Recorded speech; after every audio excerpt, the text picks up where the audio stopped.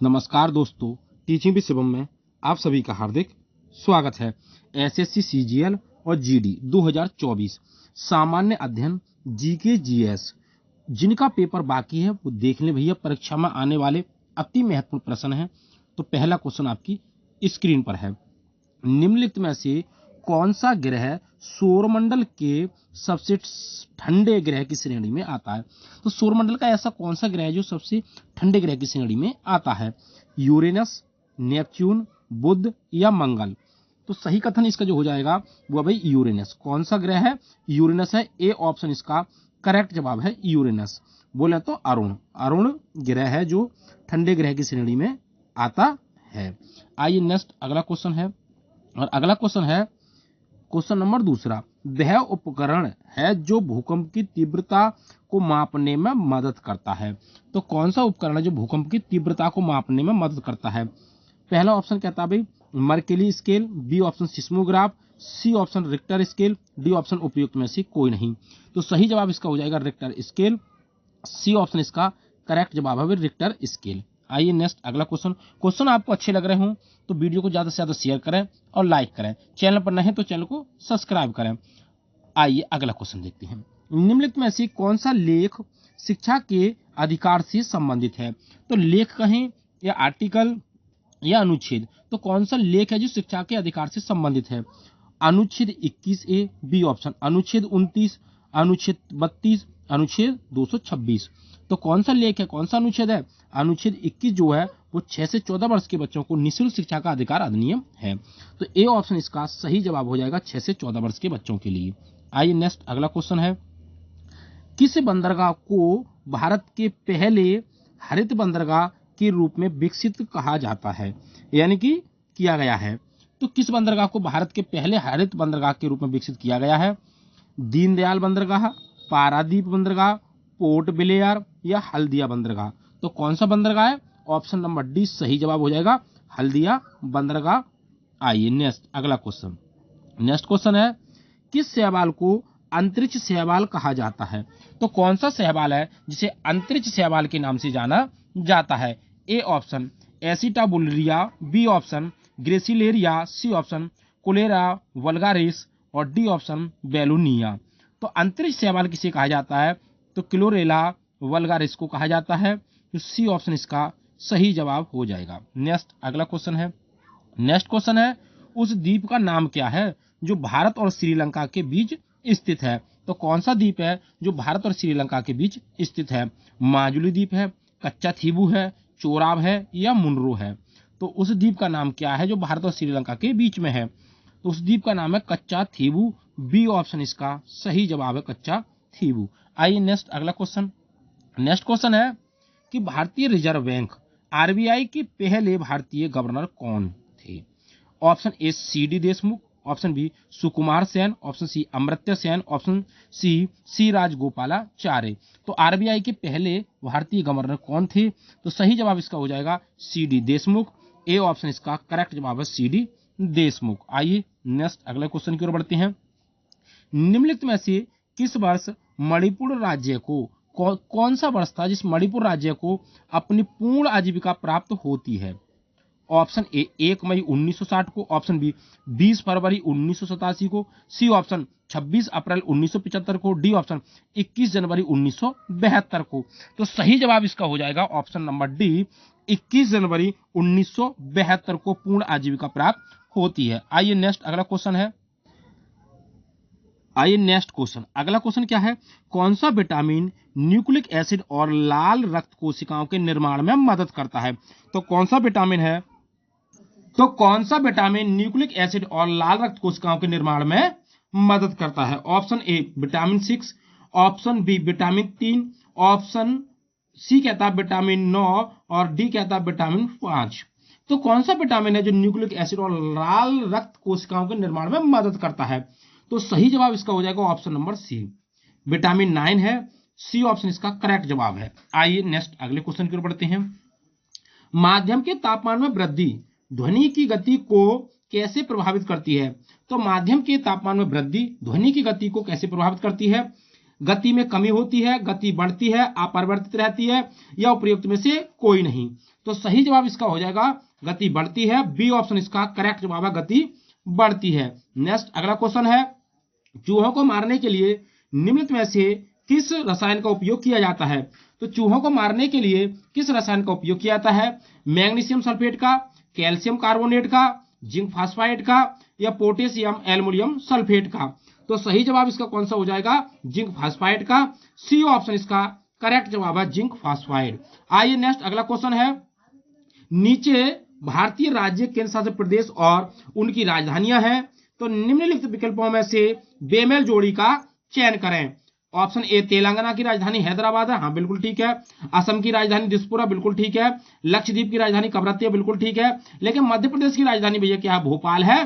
तो ये ऑप्शन क्या है? गलत है। इसलिए ऑप्शन नंबर डी इस प्रश्न का सही जवाब हो जाएगा। नेक्स्ट अगला क्वेश्चन है, पृथ्वी की आयु की गणना में किस तत्व के समस्थानिक का उपयोग किया जाता है? तो पृथ्वी की आयु की गणना में किस तत्व के समस्थानिक का उपयोग किया जाता है?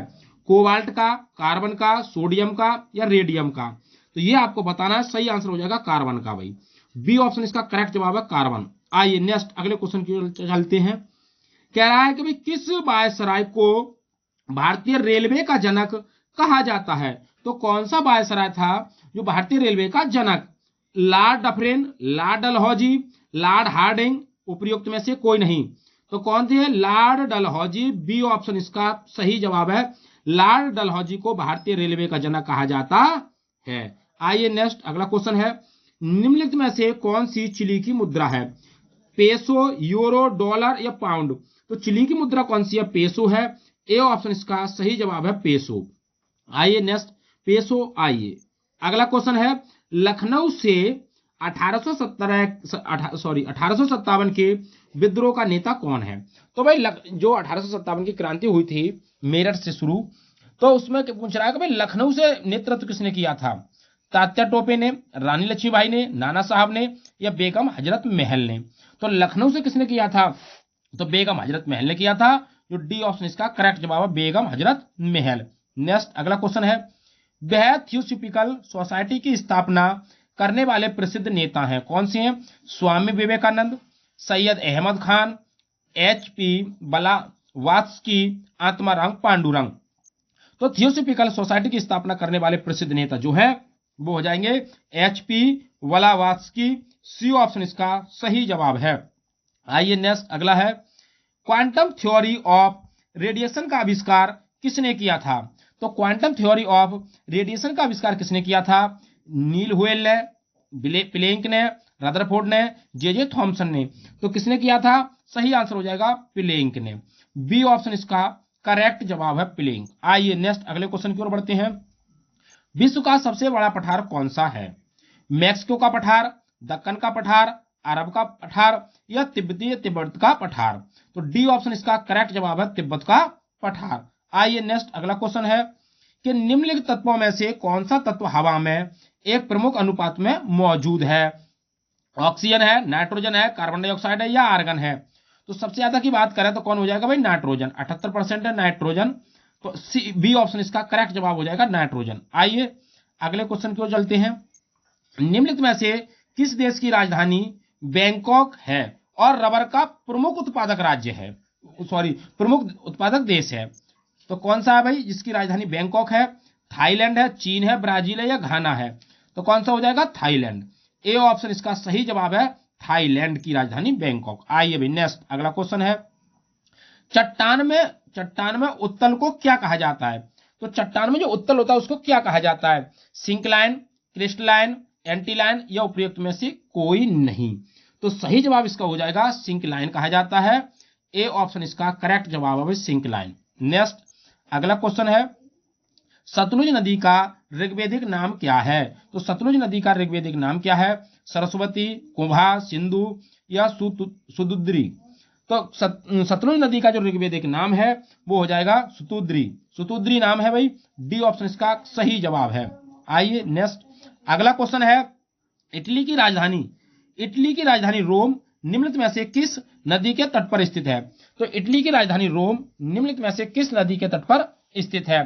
टेम्स, तिबर, या टाइबर नदी भी कहते हैं इसको, एवन या टायन, तो किस नदी के किनारे है, तो तिबर या टाइबर नदी के किनारे है, तो बी ऑप्शन इसका सही जवाब हो जाएगा। नेक्स्ट अगला क्वेश्चन है, अगला कह रहा है ऑप्टिकल फाइबर किस सिद्धांत पर काम करता है, प्रकाश का परिवर्तन, प्रकाश का अपवर्तन, पूर्ण आंतरिक परावर्तन या उपयुक्त में से कोई नहीं। तो ऑप्टिकल फाइबर किस सिद्धांत पर काम करता है, तो सही जवाब इसका हो जाएगा पूर्ण आंतरिक परावर्तन पर काम करता है, सी ऑप्शन इसका सही जवाब है। नेक्स्ट अगला क्वेश्चन है, गन्ने की लाल जड़ के लिए कौन सा कवक जिम्मेदार है, मैग्नापोर्थे ओरेजा, पुकीनिया, पाइथियम डिवायरियन, कॉलेट्रोचियम, फाल्कटम। तो गन्ने की लाल जड़ के लिए कौन सा कवक जिम्मेदार है, तो सही जवाब हो जाएगा कॉलेटोट्रिचम फाल्कटम, डी ऑप्शन इसका सही जवाब है। नेक्स्ट अगला क्वेश्चन है, कह रहा है प्रधानमंत्री के कर्तव्य संविधान की किस अनुच्छेद के अंतर्गत आते हैं, अनुच्छेद 78, अनुच्छेद 72, अनुच्छेद 19, अनुच्छेद 27। तो प्रधानमंत्री के कर्तव्य किस अनुच्छेद के अंतर्गत आते हैं, अनुच्छेद 78, ए ऑप्शन इसका सही जवाब है, अनुच्छेद 78। नेक्स्ट अगला क्वेश्चन है, और अगला क्वेश्चन क्या कह रहा है, न्यूजीलैंड की खोज करने वाला पहला यूरोपीय यात्री कौन था, तो न्यूजीलैंड की खोज करने वाला पहला यूरोपीय यात्री कौन था, हाबिल तस्मान, वास्को डी गामा, हरनार कोर्टेस या जैक्स कार्टियर। तो सही जवाब इसका कौन सा हो जाएगा, हाबिल तस्मान, ए ऑप्शन इसका करेक्ट जवाब है, हाबिल तस्मान। नेक्स्ट अगला क्वेश्चन है, कह रहा है भारत में रबी के मौसम में निम्नलिखित में से कौन सी फसल काटी जाती है, तो रबी की फसल कौन सी है भाई, ज्वार है, गेहूं है, कपास है, जूट है, तो कौन सी फसल है, गेहूं, बी ऑप्शन इसका सही जवाब है, गेहूं। नेक्स्ट अगला क्वेश्चन, और अगला क्वेश्चन क्या कह रहा है, बुलेट प्रूफ खिड़कियों में किस फाइबर का प्रयोग किया जाता है, तो बुलेट प्रूफ खिड़कियों में किस फाइबर का उपयोग किया जाता है, नायलॉन, सिक्स का, टेरिलिन का, पॉलीकार्बोनेट का या केवलर का। तो सही आंसर इसका हो जाएगा पॉलीकार्बोनेट का, सी ऑप्शन इसका करेक्ट जवाब है। नेक्स्ट अगला क्वेश्चन है, किस भारतीय राज्य की सबसे लंबी तटरेखा है, आंध्र प्रदेश की है, महाराष्ट्र की है, तमिलनाडु की है, गुजरात की है। तो कौन सा भारतीय राज्य है जिसकी सबसे लंबी तटरेखा है, तो हो जाएगा भाई कौन, गुजरात, डी ऑप्शन इसका करेक्ट जवाब है, गुजरात की है। नेक्स्ट अगला क्वेश्चन है, निम्नलिखित में से किस प्रतिष्ठित व्यक्ति को सबसे पहले ज्ञानपीठ पुरस्कार मिला था, तो कौन सा प्रतिष्ठित व्यक्ति था जिससे सबसे पहले ज्ञानपीठ पुरस्कार मिला था, प्रतिभा देवी सिंह पाटिल को, आशा पूर्णा देवी को, विजया लक्ष्मी पंडित को या मार्गरेट अल्वा को। तो किसको मिला था, आशा पूर्णा देवी को मिला था, बी ऑप्शन इसका सही जवाब है, आशा पूर्णा देवी। नेक्स्ट, तो उम्मीद करता हूं दोस्तों कि एसएससी सीजीएल और जीडी एग्जाम के लिए जो जीके और जीएस की महत्वपूर्ण प्रश्नों की श्रृंखला थी आपको अच्छी लगी होगी। वीडियो आपको अच्छी लगी हो तो वीडियो को ज्यादा से ज्यादा शेयर करें और लाइक करें। चैनल पर नए हैं तो चैनल को सब्सक्राइब करें। ऑल द बेस्ट, थैंक्स, जय हिंद, जय भारत।